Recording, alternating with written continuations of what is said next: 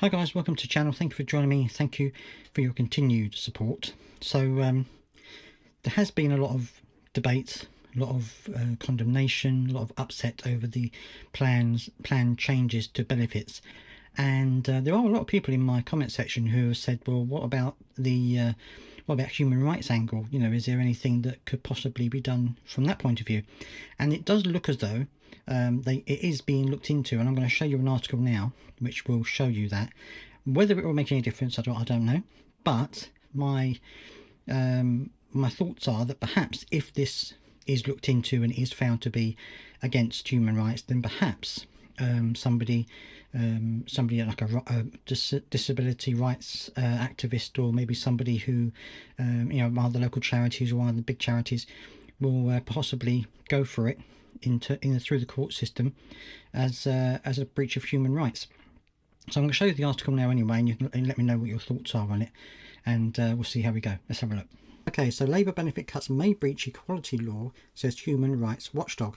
Labour's proposed benefit cuts will be investigated by a human rights watchdog for potentially breaking the equality laws.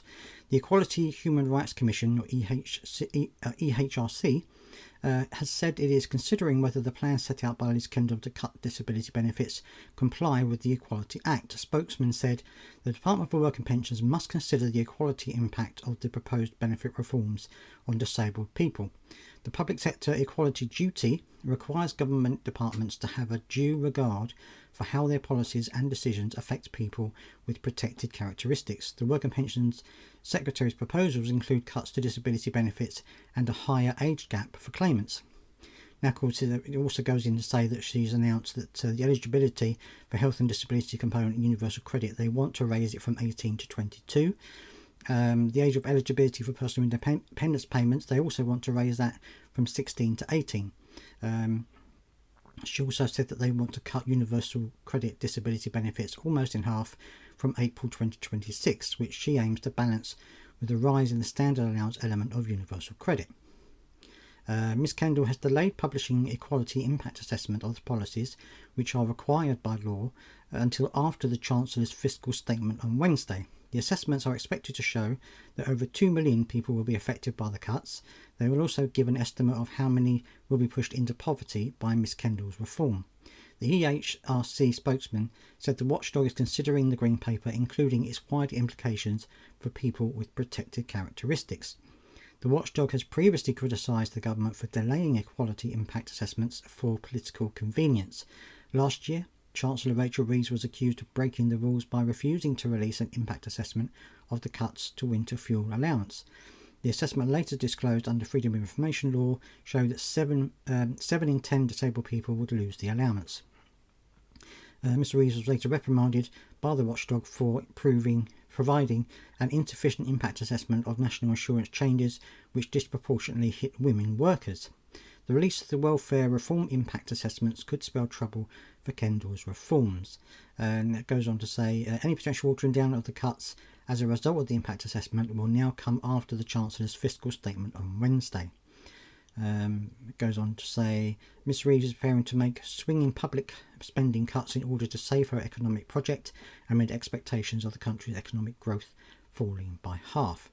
The EHRC is currently undertaking a wider investigation of the DWP's practices after concerns were raised about its compliance with equality law under the last government. An EHRC spokesman said, as Britain's equality regulator, we are currently undertaking an assessment of the DWP's compliance with the PSED under Section 31 of the Equality Act 2006.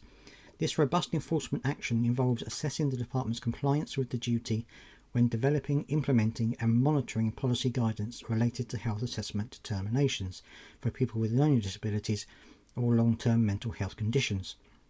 We are also undertaking an investigation over concerns about the treatment of these disabled benefit claimants, focused on whether the DWP has failed to make reasonable adjustments during those health assessment determinations. So it looks like they are looking into several aspects of the DWP.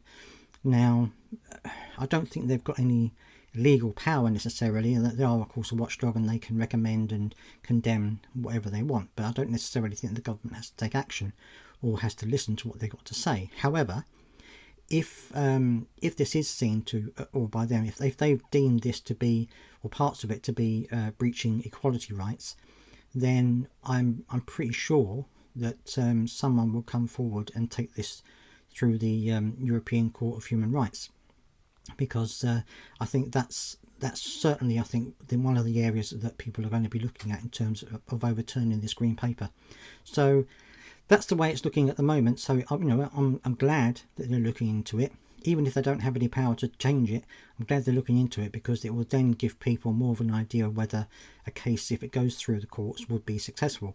And it might, given that situation, make Liz Kendall rethink parts of it in order to prevent a court case. But knowing what they're like, they'll probably just accept the court case and go through it anyway, and waste a lot of people's taxpayers' money. But anyway, that's what it is at the moment. Let me know down in the comment section what you think. I would love to hear your thoughts on this.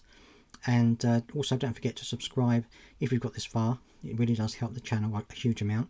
And thank you for joining me.